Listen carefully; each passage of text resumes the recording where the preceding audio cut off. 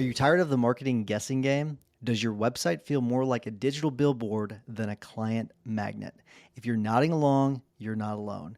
And it's time to stop the uncertainty and start getting real results.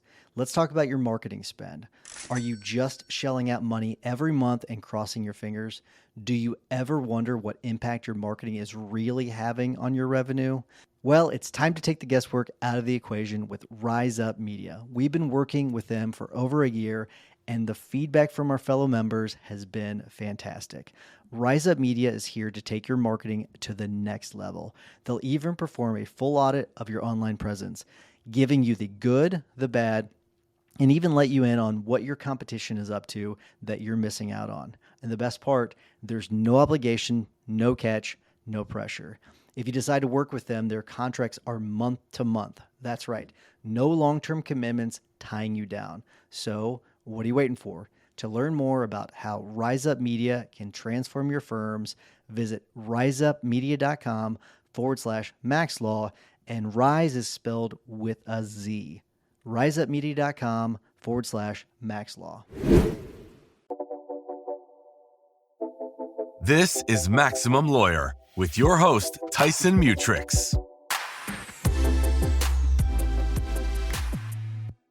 So Jason, for the people that don't know your backstory, I mean, you're great on social media, so I think a lot of people probably know who you are, but talk about how you got into SEO. I think it's an interesting thing. So SEO, I think like most people that get into SEO, you don't choose SEO, SEO chooses you. So it started way back 25 years ago, maybe 2001. And I was a mobile DJ. I just got out of the United States Air Force, served my country for 4 years. I was going to college in Vegas. That's where I was living at the time. I was studying for the LSAT. I was contemplating going to law school. I had a side hustle, which was a mobile DJ. I would DJ weddings and parties and stuff on the weekends. And so as a entrepreneur, I guess, in the making, I had an idea to build a website where brides that were coming to Vegas would plan their wedding. And so built a website, or I paid somebody to build a website. It was called vegasweddingmall.com. After about 3 months of nobody coming to the site, I called the developer. I'm like, hey, I think something's broken. Do you have to turn something on? What's going on here? And he's like, no, that's like called like SEO or something. And I don't know how to do that. Like, not too many people know how to do that. And again, this was 2001. And so that is where the journey started. It starts out as an interest, or actually it starts out as a need, I guess, in that case. Then it became an interest. Then it became a passion. Then now it's more of an obsession, I guess. So I'd say that. I mean, you even have the shirt. That's why I'm wearing the shirt. I love SEO. It's my well-worn shirt, as Amy puts it. I wear it all the time. You send me a couple of them. I love them. They're fantastic. The name, so I Love SEO is great. It reminds me of I Love Marketing, that podcast with Joe Polish and Dean Jackson. I don't know if you ever listened to that, but yeah, I wonder, was that the inspiration, or did you have some other idea? You know what? Like I followed Joe. I've met Joe a couple times. Genesis. I mean, what's his company that he has? It does start with a G, I think, though. Now that you say that, Genius Network. That's right. Yeah. But no, it wasn't about that at all. It's actually like I think I had just. I'm like, you know what? I say I love SEO so often. I'm like, let me just see if the .com was available. And so it wasn't available, but I was able to convince the person that owned it previously to sell it to me at the time. And so now I just have it. I like it. It is interesting. So I've been in a few of those conversations where you buy the domain, and it's so funny. I don't know how your negotiation went, but they started really, really high, and I ended up offering like $25 more than like it almost always goes this way. Yeah. I gave them a really low ball offer. They give a really high offer. I keep saying no, and they're like, okay, sure, I'll let it go for whatever, a little bit more than what you originally offered. Totally. Is that how it went, or just different? Well, this one wasn't too bad. Yeah, I think I ended up paying a couple $1,000s for that one. Others, like my last name, Hennessey.com, that one, the opening bid was like $500,000. Oh my God. Because this was years ago, because they thought that Hennessey, the cognac, would buy it because it's spelled almost the same, but it has an E at the end versus not having the E. And so they thought they were sitting on gold, and they were just going to come and offer them millions of dollars for the domain. And so eventually, after years, I'm just like, let me just reach out to them. And so they came in with a price that was like 6 figures. I think I negotiated down to like $50,000 and I was able to get Hennessey.com. Nice. That's not an easy one to get. That's really awesome.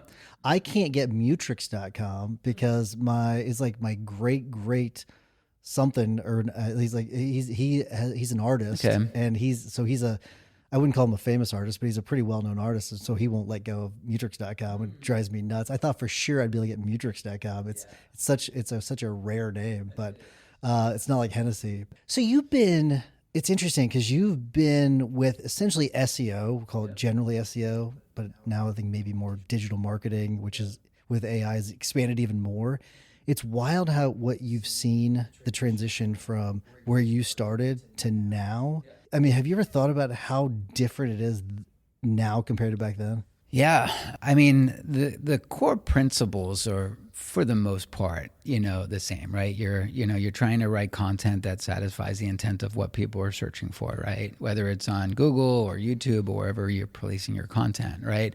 But the one thing that I will say is back when I first got started, it was so much easier, right? Because there wasn't so much competition. And the Google algorithm at the time was not as complicated as it is now, right? It's gotten way harder, and I think that's a good thing. And so just over the years, as more competition came in and more, as I started to kind of build my agency and I guess master my craft, then, I think that created a bigger demand for people like me in the market too, right? So I looked at it as like, it was a good thing that it got more competitive and harder over the years. Yeah. Does Google give you the playbook, or do you have to figure it out? I mean, Google, they will try to steer you in the right direction or sometimes the wrong direction, I guess. But for the most part, it really comes down to practicing.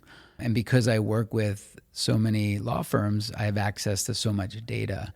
And we do a lot of experiments. I even have sites that are just truly sites that I just use for testing. And I take some of those sites, I leverage, some of the strategies that I want to prove a hypothesis, and I do, and then we will incorporate some of the lessons that we've learned into some of our client strategies as well.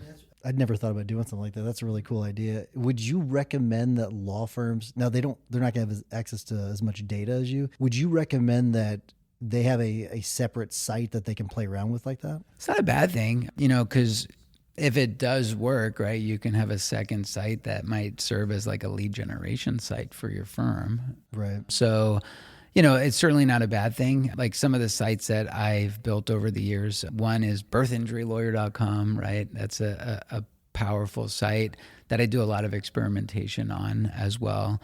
I had a couple other lead gen sites in Dallas that were like personal injury sites. And then there's a term called rank and rent, right? So you get it to rank and then you rent it out to a law firm. And so they basically become virtual assets. So there are certain things that you can do to monetize those sites if it's not just for your firm, but, maybe to rent it out to somebody else too. Is that the same concept as the people that will sell like the 1-800 numbers that are really popular? Similar, yeah, I guess because they own the asset and then you're just kind of like renting or leasing that number. So very similar, right? So if I own a website that's ranking very well on Google and it's driving traffic and driving leads and cases, you as the owner of the website can never get fired, right? If anything, like you just find another tenant, right, that would take over the lease of that site. So how has the development of AI changed the way you all have been approaching SEO or digital marketing? Yeah.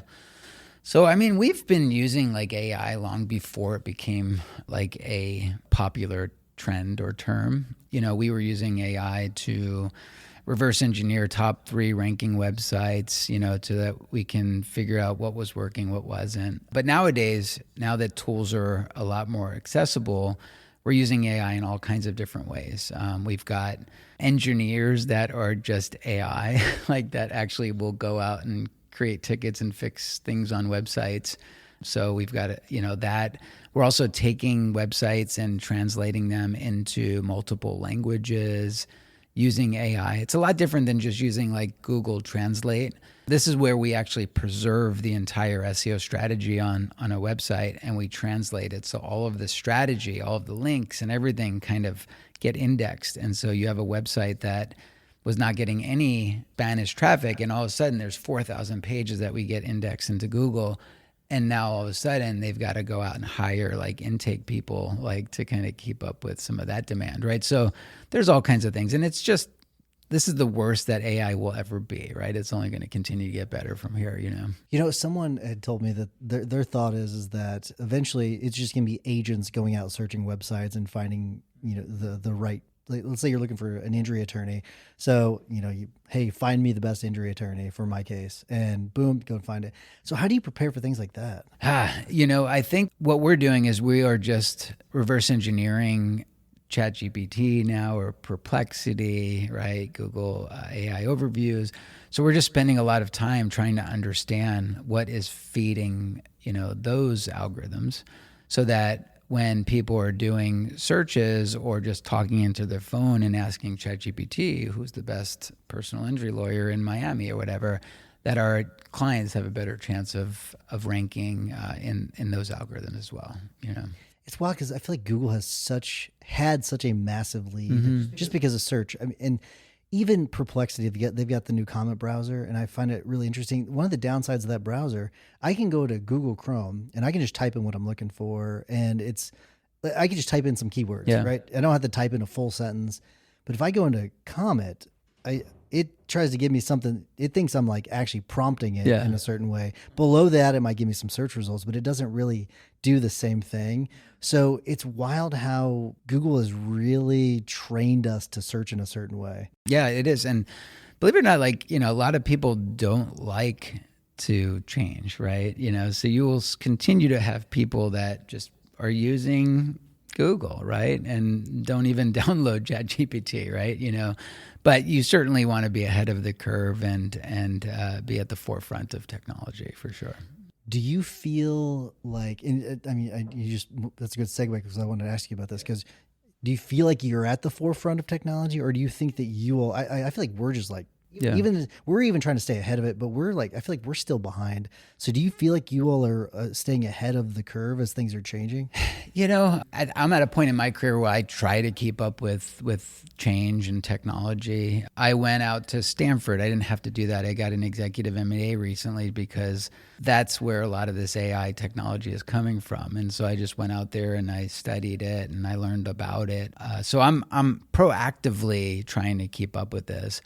But I'm also, I like to call this outsourcing genius, right? Where I'll bring in subject matter experts to come in and to teach us things, or to maybe build us technology or build us tools that we can leverage, and the lessons that we glean from these subject matter experts that we bring in, you know, if successful, again, we'll basically leverage it across the board for all of our clients. Love it. I want to change gears a little bit because I want to talk to you about Hennessey Digital, because you fairly recently sold it. I did. Yep. And now you're on the board. I am. Yep. And so what's it like selling your baby? I feel because you that's something you were growing and developing, and you put a bunch of time and effort and blood, sweat, and tears and all that. Yeah.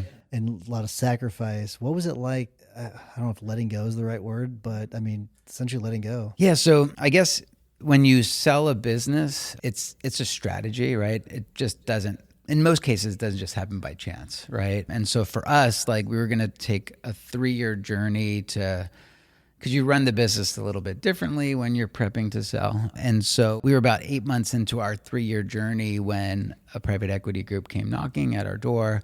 And it didn't seem like it was the right time, but the private equity group checked what I like to say 3 boxes. And so the 3 boxes were, is it going to be a right fit for my clients?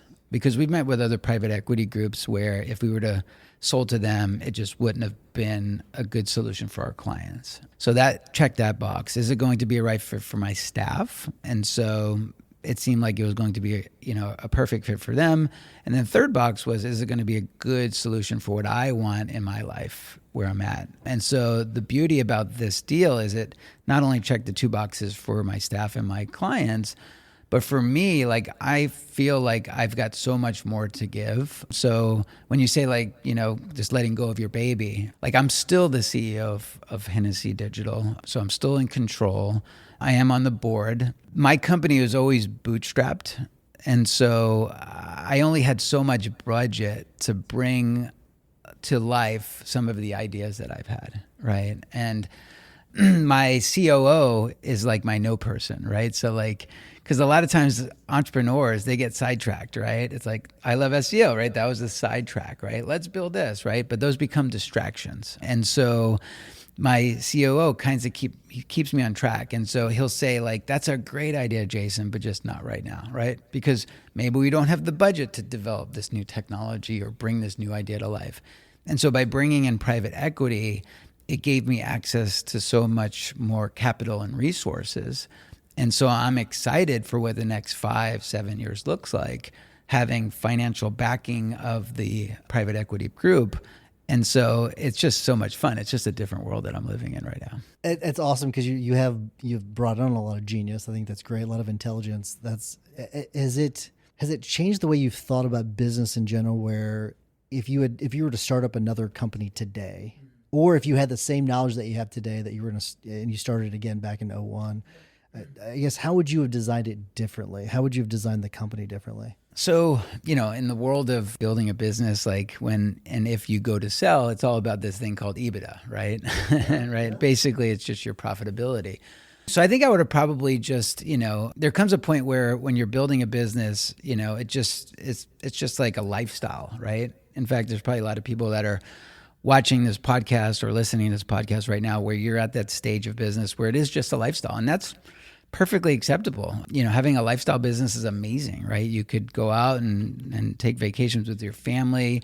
You don't really want to delegate too much. You're more of kind of in control, right? And so for the first 3 or 4 years of my agency, it was just a lifestyle business, right? But then I'm like, you know what? If I really want to take this to the next level, I really need to kind of focus more on growth. And so for the next 5 years, I'd say, I was on growth mode. And so when you're on growth mode, you're not really focused on profitability, right? You're going out and you're hiring people, you're making money, you're finding out what is your zone of genius and how could I focus on that and delegate everything else to other people. And so when I was in growth mode, that's when we really started to kind of scale. I got a coach who helped me go from 5 million to 10 million. He's still my coach now, and he helped us get to now over 20 million. So knowing what your limitations are, right? I thought I was really good at SEO, but I wasn't a good CEO. At least that's what I thought. And it turns out to be true because I had a lot of things to learn there. But if, answer your question, would I have done anything differently? Probably not. I probably would have not made some of the mistakes that I've made earlier on, which every business person makes mistakes and you learn from them. That's just kind of what gets you to the next level. But I think life is about the journey, right? It's not always the destination. And so you build scars and you learn from your failures and you just get back up. If it was easy, everybody would be doing it, right? So as long as you do learn from them, that's really important. You mentioned mistakes. It's a good transition into something I want to ask you about. What are some mistakes that you see law firm owners making with their websites? Yeah. Well, I think a lot of times people will go to a conference, right? And they get really inspired. Two things. A lot of people go to conferences and they get really inspired to take a lot of notes, and then they don't go home and take any action, right? So I think that's one of the biggest mistakes is like go home and just circle 2 or 3 things that you're going to go do and then just go home and take action, right? I don't think too many people take enough action. The second thing is sometimes you learn something from a conference and you go home and you just try to implement it and you might be implementing things wrong. Like for instance, back in the day, people heard, content is king. You got to be blogging. You got to be, right? And so I've seen so many people make mistakes where they just go out and hire somebody to write content on their website and they're not really managing the process. They're just paying the bill every month. And the person that's writing the content is like totally making the topical authority of the website irrelevant to what they do, or they're just linking improperly to certain pages. Like, I'm not going to bore you with the technical complexities. I'm okay with the technical stuff. That's fine. Yeah. Like there's so much that you can do wrong. Like if you have too many pages that are optimized for Dallas car accident lawyer, right? You're cannibalizing things. And so like So if anything, like it's okay to go out and hire people to do things, but again, outsource this genius and bring somebody else in to audit the work of the people, right? Just to hold somebody else accountable, I'd say. Do you have any strong opinions one way or the other on AI generated content? Yeah, so I think there's a place for AI generated content. When it first came out, I was like, no, nobody should be doing this, right? But then Google kind of changed the rules. They went in and they actually changed like some of their terms of service and stuff because they knew that people were going to be using AI, right? And so nowadays, like we do use a lot of AI content at Hennessey Digital. Now, I wouldn't necessarily use AI content for like my most important page on a website, like my car accident lawyer page or my personal injury lawyer page. But where you could use AI content is where we go after keywords that have like zero search volume and zero competition. And so those that are listening are probably like, tell more. What do you mean about that?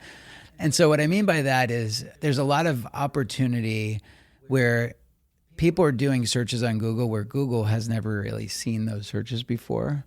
I can give you an example. I was working with a personal injury lawyer based in Florida. This personal injury lawyer didn't have the budget to compete with the likes of Morgan & Morgan, right? But they still needed to generate cases and they needed to make the phone ring. And so we just made him a subject matter expert on all things slip and fall. And so if we published a page on Google optimized for Fort Lauderdale slip and fall lawyer, it's not going to be competitive, right? Just because there's Morgan & Morgan who have invested millions of dollars into the SEO over their website. So what we did was we're like, okay, what are all the grocery stores? What are all the big box retail stores, right? And we started writing content for, did you get injured at Home Depot in Plantation, Florida? Did you slip and fall at Trader Joe's in Coral Gables, Florida, right? And so by publishing enough of that content, we're able to actually not only make the phone ring, but now they're actually ranking very well in a lot of the ChatGPT searches and things like that. And so he gets multiple cases every month as a result of that strategy, you know? And it's all AI. I like thinking outside the box too. I think that's pretty cool. So at one point, there was sort of a trend, it seemed like, where long form content was doing really, really well. Yep. And I haven't heard a lot about that recently. Is that still the case, or is that not the case? Or is there like a limit? Is there an amount that's too much? Yeah, you know, that's interesting. So there was a term that was coined, and it was called the skyscraper technique, right? And so the skyscraper technique in the world of SEO is, you know, it's like if you're in New York City and you look up, right, you're like, what is the tallest building in New York City? It's like, oh, the Empire State Building, right? Oh, the World Trade Center, right? And so that was the thought process with content, right? So if you see somebody ranking on Google for a term and they had 6,000 words of content, well, if you want to rank higher than you just go and write 8,000 words of content, right? And then the next person is like, all right, I'm going to write 10,000, 12,000, right? And so that became this trend, and Google was rewarding that behavior for a while, just because you're giving them more food to index and spider. But then it got to the point where, like, if you did a search for like blueberry pancake recipe, right, you've got the whole history of blueberries and this and that, right, just because that was what was working at the time. And then eventually, you know, Google tweaked the algorithm, and then they started to penalize websites that was too long. But I think the thing is like, look at like the top 3 results for any search term that you want to rank for, study them, and just kind of see what's working, right? So it makes me think of whenever I look for a recipe, it drives me nuts. And I go on there, I click on the website, the link, and then luckily the good ones have like the jump to recipe button. Yes. But otherwise it does have like I wonder if it's from those days where they have just so much content about things. I don't want to know about the history of blueberry pancakes. I want to know about the recipe that you promised me in the search results. That's what I want.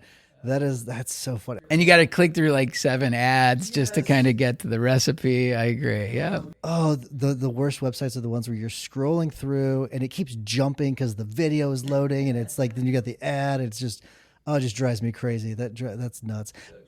All right. So I don't know if this question is a good question or a bad question, but I've always wondered this. Is there a difference between a blog page content and a page content where you got a blog? Is one more valuable than the other one? Not necessarily. I mean, it's just kind of interchangeable. It depends on what you're doing. I like to say that if you have a blog, that should really be your voice. So like, here's my thoughts about this case, or here's, whatever it is, like here's the things that we're doing in the community, right? I think, that's good.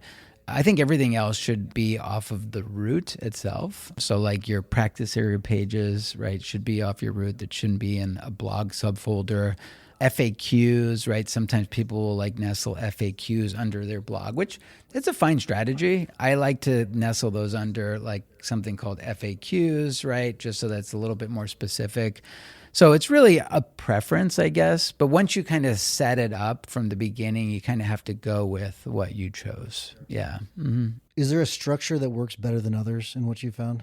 Not necessarily. I mean, you might have, like if you have a blog, sometimes when you write content and it's about Dallas car accident, like sometimes because you have in a blog subfolder, Google won't penalize you for having a cannibalization, right? Because they know that that's not as important as what you have closer to the root of the domain.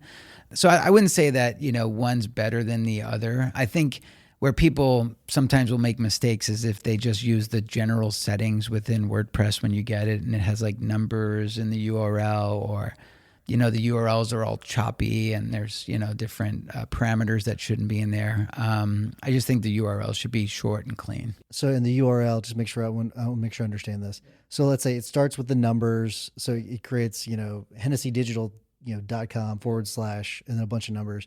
Would you change that to, let's say the article is about, should you use AI to create content? So you would change that URL to match whatever the title is? Yeah. So in that case, if that's like a question, right, that would be basically nestled under, I'd have a link at the top of the website that says FAQs, right? You click on FAQs and it would be Hennessey.com / FAQs / should AI be right? Using all of the words and then ending it with a trailing slash. All right. So if you were to look at just your average site, someone that's not using a company to help with their SEO, right? You're just looking at it. How often? So it's let's say it's a DIYer, someone that's just whenever they can, they do something with their site. On average, if you just to go to that site and you start tweaking little things, how much improvement could you actually make just right off the bat because they've made so many mistakes with it? So it just depends, right? So if the site is relatively new and hasn't been around for a while and nobody has ever really linked to it, I can go in and make all the best practice optimizations to the website itself, and it's probably not going to, make the site perform that much better, right? If a website has been around for years and somebody has just neglected the technical components of a website, I can come in and I could do a lot of damage and really make the site perform a lot better, right? By going in and just implementing best practices, right? So what really matters is, the power or the engine of the site, and that comes through years and years of people linking back to it. So that's basically, I guess, the best way to kind of phrase that. Are there any quick wins that people get when it comes to the backlinks that they're not thinking of? Yeah, there's a lot of things. Like for one, sometimes people change their URLs and either they don't know that they've changed it incorrectly or the previous agency just made a change. So like, for example, like there is a difference between a www domain versus somebody that chooses to not use the www, right? There's a difference between somebody that has HTTPS in their URL versus people that don't have HTTPS, right? And so what happens is, because it's been changed so many times over the years, sometimes like the domain will go from like HTTP without the S, right? www, and then it gets redirected to the non-www, which then so what happens is it's creating all of these redirect chains. And it's so easy to fix that. And what happens is when a domain gets redirected like that, you lose about 10% of the link equity each time it gets redirected, right? So sometimes when I come in, I audit a website, I'm like, oh my God, we call them hops, right? There's like 4 hops happening. So like you're already diluting like 40% of the link equity that's coming into the website. So let's go in and let's fix this, right? And then, a lot of times you'll see like a nice lift as a result of that. Is that fix done? How does that, I wonder, like, where is the fix done? Is it done at the site, your site, or is it done at their site? It's done at your site, right? So these are links. This is what we would call as the canonical version of your URL. So you're basically, it's like when people go to, let's just say Hennessey.com, if they type in www.hennessey.com, I don't use the www, right? So it gets redirected to the non-www. You see what I'm saying? Yeah, I see what you're saying now. Yep. And then, but I might have links coming into the website from my Yahoo or whatever, right? A lot of times, like I see stuff like happen where like for whatever reason, like for years and years and years, they've used the www and then they pay somebody to redesign their website and they just elect to use the non-www. And now they just diluted like 10% of all of their link equity. And so they've got to go to like all of their profiles, like their Facebook, their LinkedIn, their Avo, right? And actually change the links so that you get rid of that hop. It'll still get there anyway. And if you're okay with the loss of link equity, that's fine. But as an SEO, I like to preserve all of that. And so it might be easier just to revert it and then just go back to the version that it used to be. Wow. I think that part alone is probably worth the value of listening to this part, because that's probably a lot of people probably missing that part of it. Of course they do. Like they don't study this stuff, right? This is like I'm speaking a foreign language, but sometimes it's a language that Google speaks. Yeah, that's incredible. Is there a way of getting backlinks faster than just requesting it directly from the site owner? Yeah, I mean, there's all kinds of strategies to get backlinks. If you're first getting started, I like to say you want to get all of the foundational links. What do I mean by foundational links? Your Better Business Bureau link, your Chamber of Commerce link, setting up a LinkedIn profile, setting up a Facebook, right? All the foundation stuff. In fact, I wrote a book called Law Firm SEO, where if anybody's listening to this podcast and you've gotten this far, right? I think we're about 40 minutes into it now. I'd be happy to send you a free copy. So just send me an email, jason@hennessey.com, and I'll get you a free copy. And the reason why I say that is because in the book, I spent so much time reverse engineering link strategies for law firms that I've got a whole chapter dedicated to the foundational links that every law firm should have. And so I would start there. Yeah. Do you have a landing page for that? Because we can put it in the show notes too. I think so. I don't know it off the top of my head. We can get it afterwards. Yeah, we'll put it in the show notes. That's good, because that's one of those things where I think, is everyone going to get something out of it? No. I mean, I think most people should probably hire a company like you, like that you have, but there's plenty of people that try to do that stuff on their own. Have you seen something I was looking for whenever AI was really catching steam? I was like, okay, is there a site that will help me get backlinks, like an AI? I think that'd be amazing. Get bad links, you said? Backlinks. Oh, there's sites like that. That's called negative SEO. Yeah, no. I may have said bad links. I meant backlinks. Yeah, backlinks. Have you seen any AI websites that help get good backlinks? I think a lot of people are leveraging AI now just to do quicker outreach, right? To have better engagement with site owners and to negotiate better rates to try to, because they say that, in Google, you're not supposed to pay for links, right? But I think every link that you get is kind of somewhat of a form of payment, right? When you advertise on Avo, you're paying Avo, right? You're paying for the link, right? So there's a whole strategy around of reaching out and building relationships with different bloggers and maybe mommy bloggers, or just setting up legal directories and stuff like that. But I haven't really seen anything that will just automatically, like using AI, get you like good links. Usually the good links that are hard to get are earned, mostly through PR, right? For a short time, at least, I don't know if it's still a thing, posting on Reddit was something that was actually pretty decent. And is that still a good strategy, or is that something old news? It is. So like, I always like to say this, like if you are doing a search for some of the keywords that you think your clients are searching for. So in my case, maybe it's law firm SEO agency, right? That would be a term that would be important to me. I look at like the top 20 results. And so if there's a Reddit section that's in the SERPs and it talks about like who's the best agency for law firms, I might go and comment in there and leave a link back to me, right? I will also study the top 20, 30 results. And if there's like a directory that's nestled in there, I'll make sure that I'm advertising on that directory. If there's a list of the top 20 SEO companies for lawyers, I might reach out to the person that owns that blog to see what can I do to maybe also get added to that, right? So success leaves clues. And so if you're listening to this, go do a search for what is important to you. Look at the first 2-3 pages of Google, and anywhere, especially more important for the first page of Google, right? Or the top 3 results, because you probably will get business as a result of, and it changes. But if, let's just say FindLaw is ranking number 2 for your term, right?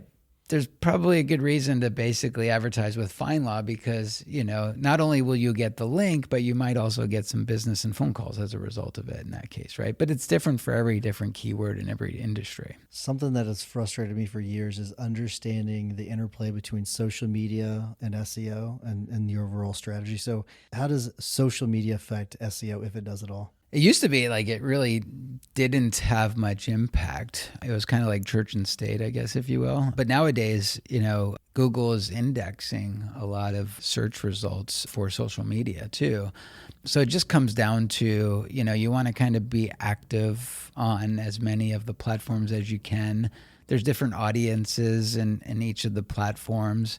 If you're just going to set it up to be setting it up, you know, probably doesn't make too much sense, but it might make sense to maybe bring in like an intern that, you know, is going to run your social media for you, and you're going to schedule a day like today, right? Where you record a bunch of content and you're going to kind of leverage that same content, all the different social platforms, right? Hopefully you're doing it to kind of build a personal brand over time, and you're not just doing it just to leverage it for SEO, you know? With that, when it comes to videos, is it better to upload natively to the site or use something like YouTube and use the link, embed it? So I think that's something that I'm not a fan of, is when people take a video, they upload it to YouTube, and then they embed the YouTube video embed to their website. A lot of people do that, and I can see why. It's because, okay, great, I've got the video here and it's easy, just take it. But what happens is like you're working so hard to get people to your website. And so you might have spent $250 for somebody to come to your website just with like a paid ad or something, right? And so now they're on your website, they go to click your video, they accidentally click it, you know, twice, and now they're over on YouTube land. And next thing you know, they're watching the new Taylor Swift music videos, right? And so you've worked so hard to get them there. So I don't like to use YouTube embeds on websites. I certainly want to post the video on YouTube too. Don't get me wrong. I'm not saying don't post it there. But use a service like Wistia or Vimeo. There's other places that you can upload your content where when they come to the website, it'll stay native to it, and there's no way to exit off of the website if you make the video bigger or smaller. Oh, I didn't realize that was one of the benefits of using Vimeo. Or Wistia. That's nice. Is there a certain structure of a post or a page that you should follow? And because I've seen where some people talked about, okay, you should, you know, have this as as like basically a question as the title or whatever the title should be, and then have it structured a certain way, and then maybe you have certain sources underneath that. Is there a certain way of structuring it nowadays that makes the most sense, that might get you the best results? Yeah. So the answer is yes. You know, usually you want to find a term that is going to be the main topic for this particular page. So I don't know, let's just use an example, Seattle criminal defense lawyer, right? So that's going to be your Seattle criminal defense lawyer page. So that's the page that you want to nominate for this keyword. You don't want to have any other content on your website that is optimized for Seattle criminal defense lawyer, because then it cannibalizes it. So then from there, you know, a lot of times like the first, I don't know, like I guess let's just call it above the fold. That's where you really want to kind of capture people's attention, right? A lot of times people will just like hire somebody to write content, and they talk about the statistics of, you know, DUIs or criminal defense, right? Nobody wants to read about that, right? I mean, somebody came to your website, right, because they're in trouble. It might be like one of the hardest parts of their life right now. So like start with like some empathy, right? Like if you're on this page, there's probably a good chance that you are, you're looking for somebody to get you out of, an unfortunate situation, right? Then I would even maybe just put a video there above the fold too, because what people don't realize is that when people are Googling things, like Google is measuring the time in which people click over from Google onto a website. And so they call this pogo sticking, right? So if they're on your website and they're only there for like 6 seconds and they go back, that's sending a signal to Google that your site didn't satisfy the intent of that search. So if you have a video there, that's one way to kind of keep people sticky, right? It keeps them on the page a little bit longer. But the other side is it's also like opening up the people to your personality too, right?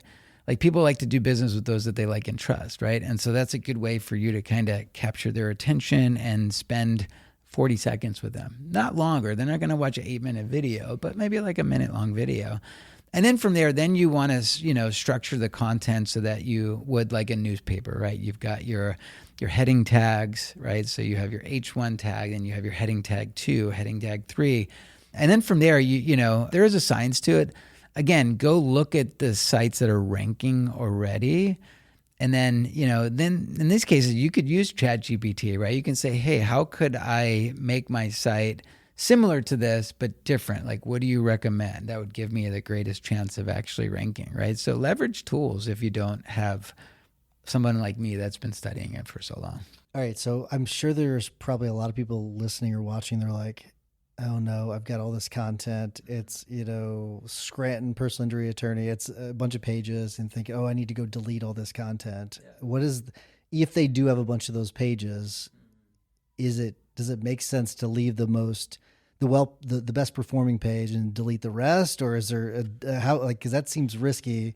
Yeah, you're going into surgery, right? You're actually bringing your website into like the operating room, and you can kill the patient if you do it incorrectly. So if you don't have the core competency or expertise to do that yourself, if it's not a language that you speak, go out and find somebody to kind of walk you through that. Because if you do kill your website, it's very hard. Like Google is not as forgiving.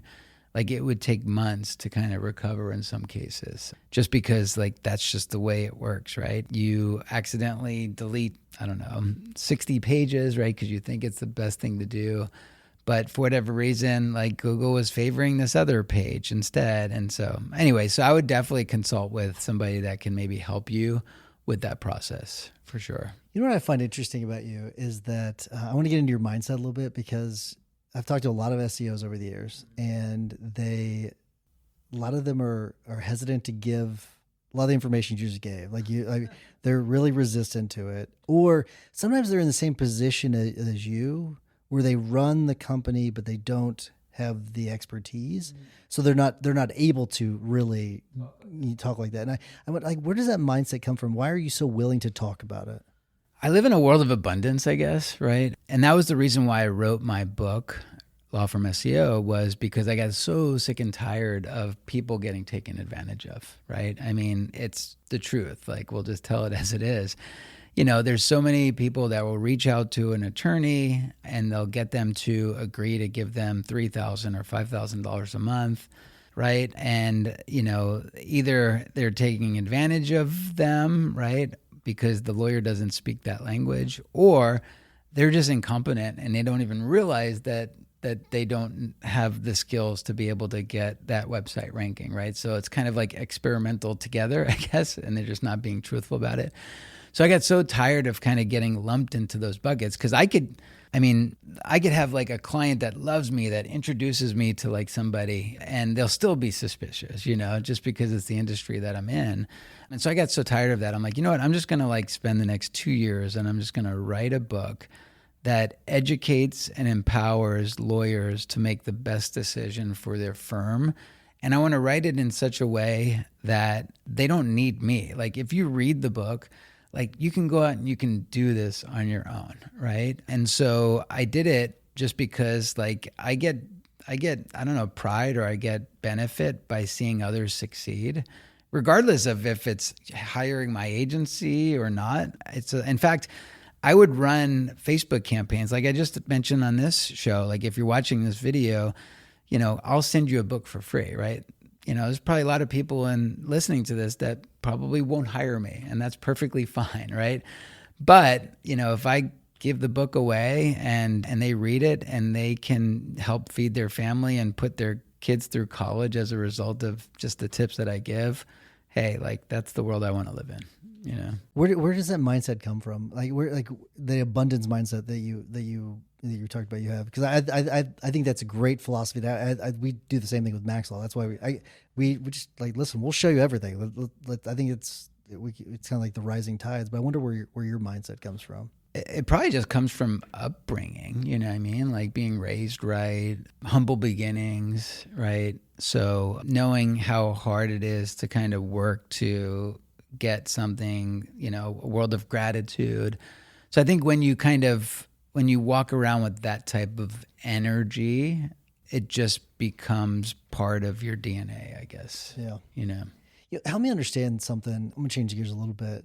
I get, because we talked about a lot of companies we've been doing this since 2016. So like a lot of SEO companies, a lot of digital marketing companies, and I'll get this scenario. I can't tell you how many times someone will come to me. Let's say, Jim, it's not Jim hacking. I'm just saying Jim, a Jim, just random name I picked. So let's say a Jim comes to me and says, hey, I just went with SEO company A. I've been with them a year or two and I'm not getting any results.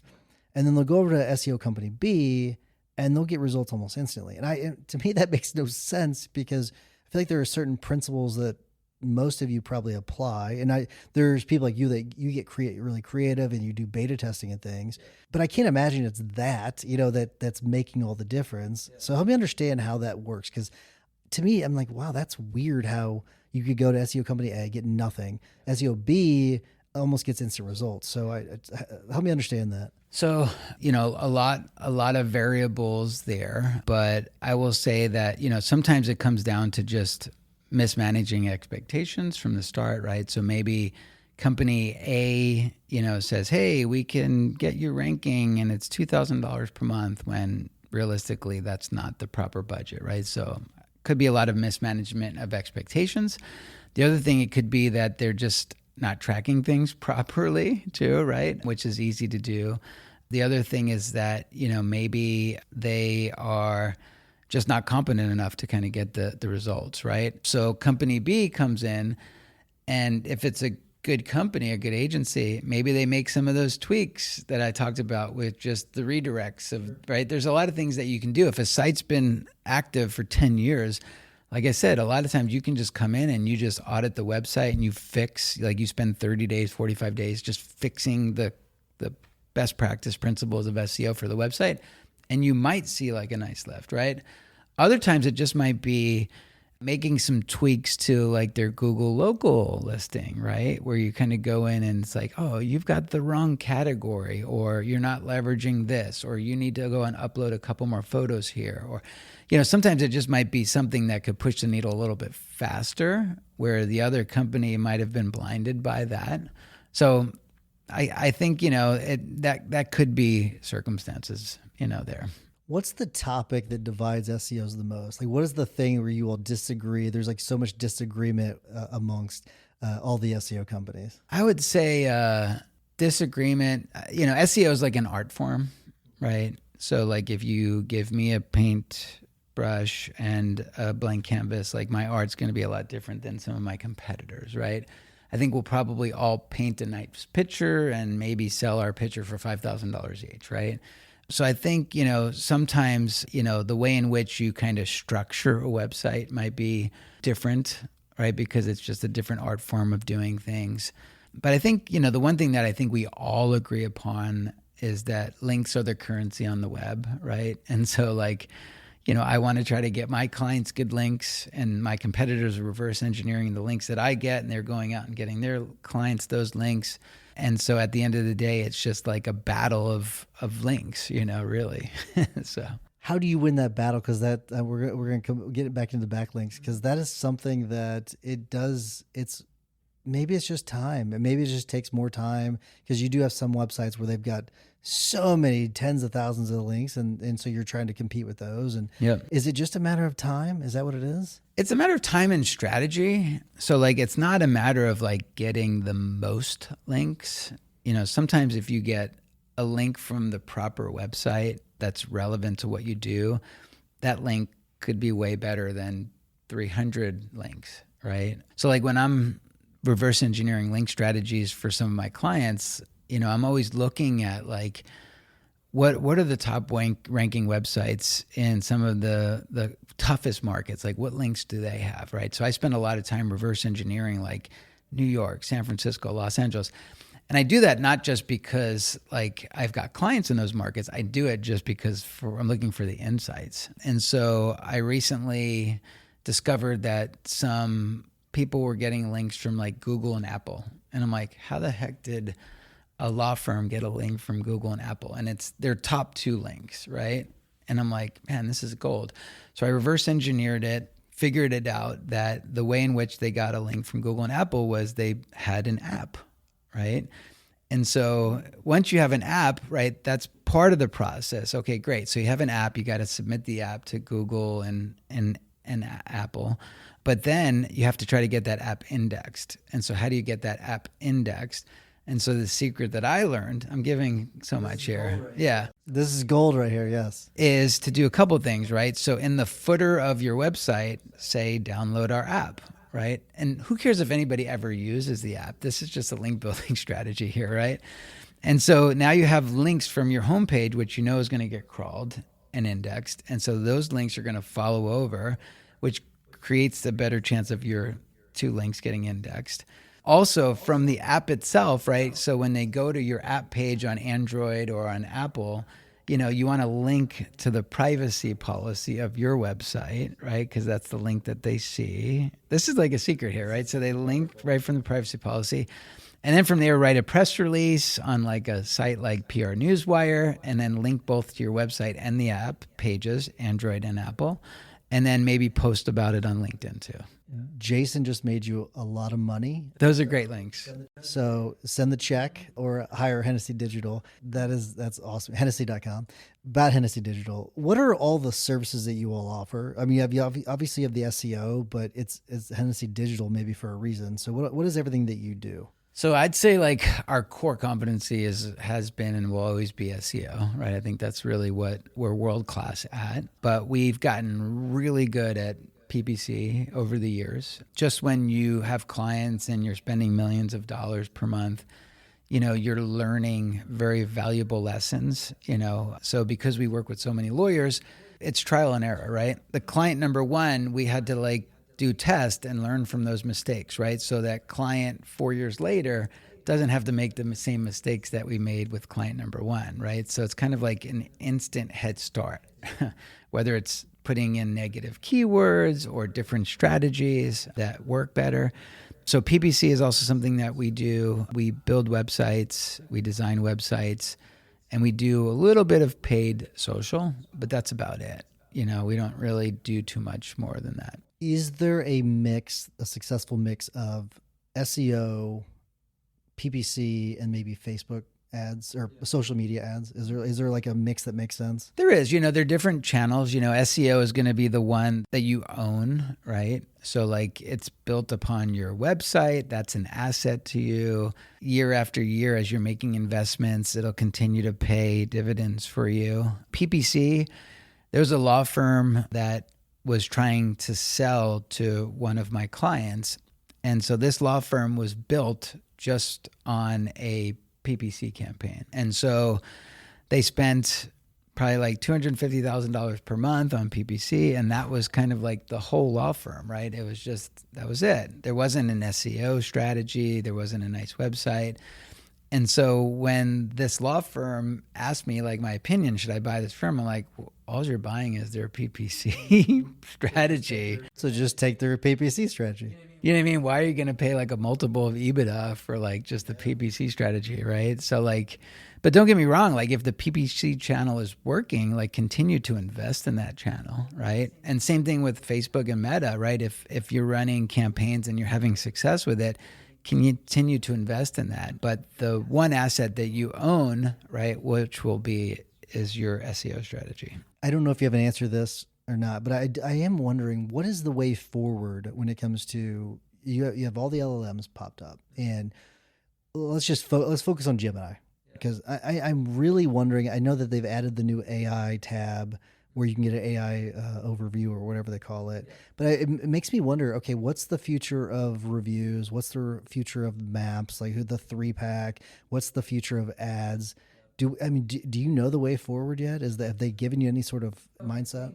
I think, at the end of the day, right, Google makes most of its money by serving up ads, right? So I'd imagine that, we'll get accustomed to using Google the same way that we've always used Google. I think the real estate will change a little bit. They might start to blend in some of the local listings within some of the AI overviews, which will have ads in there.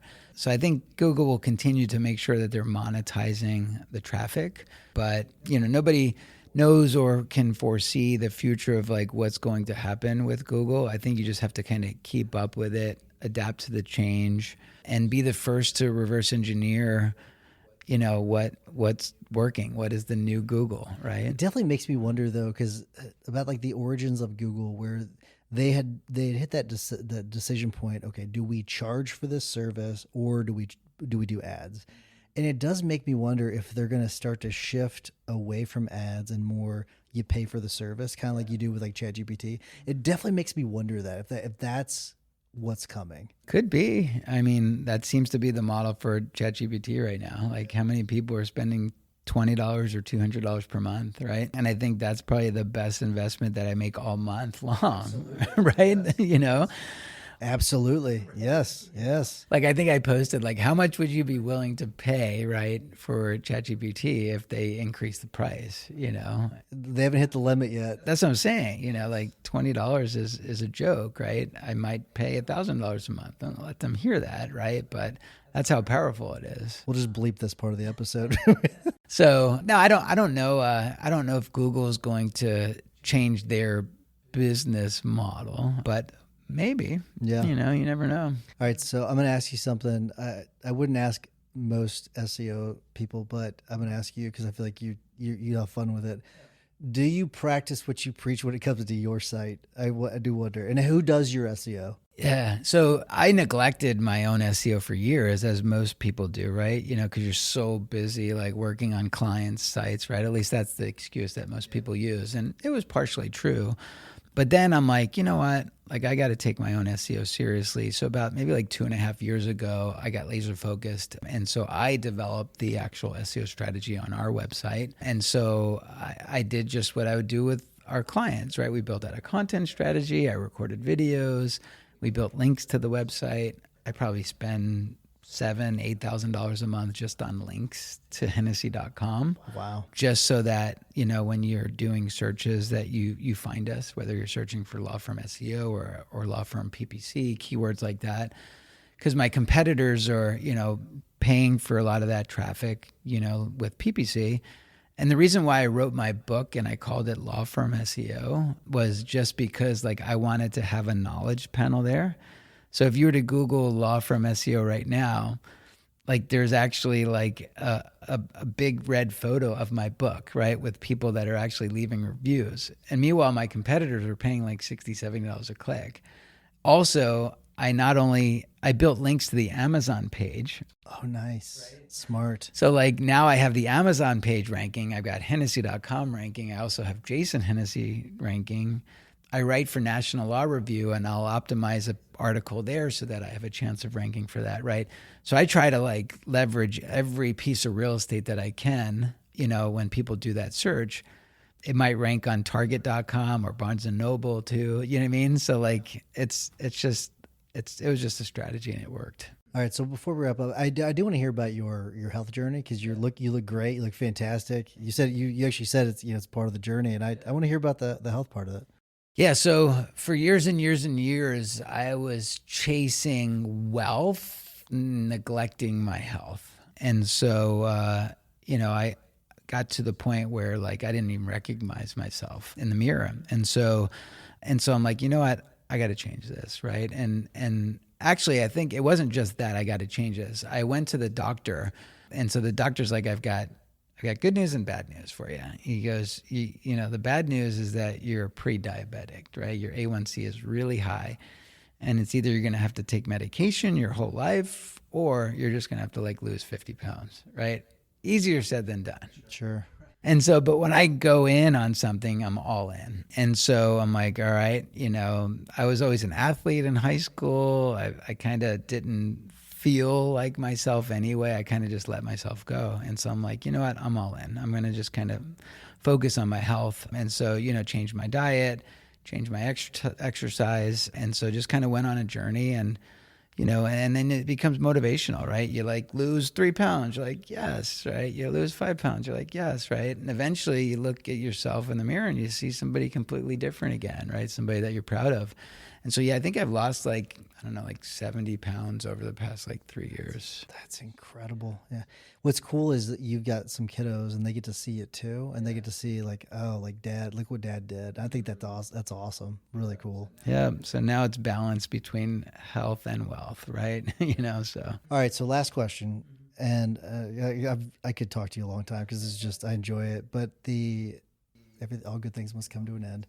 And I do wonder, I feel like the earth is like moving under our feet so much with technology and digital marketing in general. So I wonder if you have any words of wisdom for all of us law firm owners going forward as things continue to change, and they will continue to change even more. So I wonder if you have any words of wisdom for us. I think, you know, just continuously be a student, right? A student of life, right? And so change is going to happen, right? You're going to either embrace it or you're going to kind of like neglect it. And so a lot of people just, they don't keep up with change. And so, you know, learn a little bit about everything, right? Just become a novice. You don't want to become an expert in anything. Like become an expert in the law, right? That's kind of where you feed your family, right? But gain enough insights that you can actually make good decisions on behalf of your firms, whether it's hiring the right people, engaging the right agency, paying for the right tools, knowing when, you know, people are being a little dubious, you know, in the world, because there's a lot of that too. A lot of experts these days. So many, right? And so just kind of educate and empower yourself. And I think you might find other passions, right? You might get really good at leveraging AI, right? But, you know, I would just embrace the change. And the most important thing is just to take action, like we talked about earlier. You know, you can create a future that wasn't going to exist if you take action. In fact, this podcast wouldn't have existed, right? Because I think I registered as just a person that was coming to the conference. Somebody seen that I registered. You took action, reached out to me. Hey, would you like to be on the podcast? I said yes, right? And so you created a future that wouldn't have existed if you didn't take action, right? So, yeah, we saw it, and I was like instantly, okay, let's interview him. I'd love to have him on. So it's someone we wanted to have you on for a while. So. Well, I'm honored. Yeah, I appreciate it so much. Jason Hennessey, thank you so much for doing this. Really appreciate it. Thank you. Yeah.